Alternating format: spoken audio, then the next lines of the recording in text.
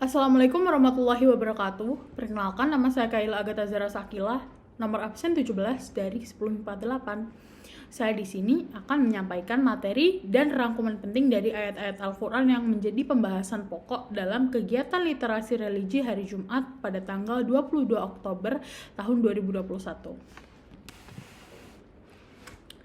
Ayat-ayat yang menjadi pembahasan adalah yang pertama Quran Surat At-Toha ayat 14 yang berbunyi A'udzubillahi minasyaitonirrajim Bismillahirrahmanirrahim Innani anallahu la ilaha illa ana fa'budni wa aqimis sholata li dzikri, yang artinya, sungguh aku ini Allah, tidak ada Tuhan selain aku, maka sembahlah aku dan laksanakanlah sholat untuk mengingat aku. Ayat ini menjelaskan bahwa tidak ada yang perlu kita sembah selain Allah. Mari kita semua sebagai hambanya menyembah dengan hal-hal positif dan berpahala seperti sholat, berzikir, dan lain-lain. Dalam ayat ini Allah juga menjelaskan tentang bunyi syahadat tauhid. Lalu yang berikutnya adalah Quran Surat Al-Alaq. Quran Surat Al-Alaq adalah surat yang sangat fenomenal karena surat ini merupakan wahyu pertama yang diberikan kepada Rasulullah SAW di Gua Hira dengan awal kisah sebagai berikut. Pertama, Nabi Muhammad adalah orang yang sangat dermawan dan suka menanggung beban orang lain yang tidak mampu. Kedua, wahyu Allah awalnya diturunkan berupa mimpi Nabi Muhammad. Nabi Muhammad kemudian mendapat sinyal dan petunjuk dari Allah, kemudian beliau sering merenung, salah satunya di Gua Hira. Pada saat yang tepat, Allah menurunkan surat Al-Alaq ayat 1-5 yang berupa teguran Allah kepada seseorang yang bernama Muhammad atas akhlaknya. Kemudian Nabi diberi beban yang sangat berat. Ia diperintah untuk menganalisa akhlak umat-umat manusia pada saat itu dan bukannya lari dari masalah. Dan surat ini menjadi bukti kerasulan Rasulullah SAW secara sah.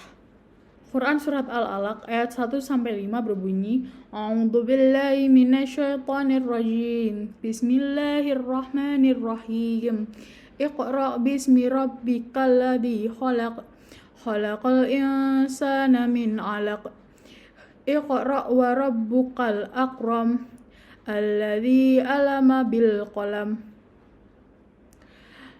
Alamal insana ma lam ya'lam. Shadaqallahul azim. Pada surah Al-Alaq ayat pertama, Iqra artinya bacalah.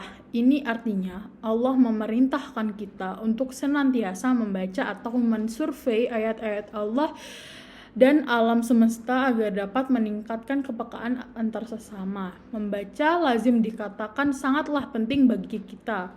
Kita harus selalu niat dan meminta pertolongan Allah agar kita tidak akan keliru dalam membaca dan memahami semua ciptaan Allah. Lalu ayat kedua menerangkan bahwa manusia tercipta dari alaq atau segumpal darah. Allah menunjukkan kepada kita tentang kehebatan yang sangat luar biasa dengan kita yang awalnya hanya segumpal darah dan menjadi makhluk paling sempurna. Begitu banyak ilmu yang dimiliki oleh kita, manusia yang berasal dari segumpal darah ini. Maka tak pantaslah kita menyombongkan diri di kehidupan ini.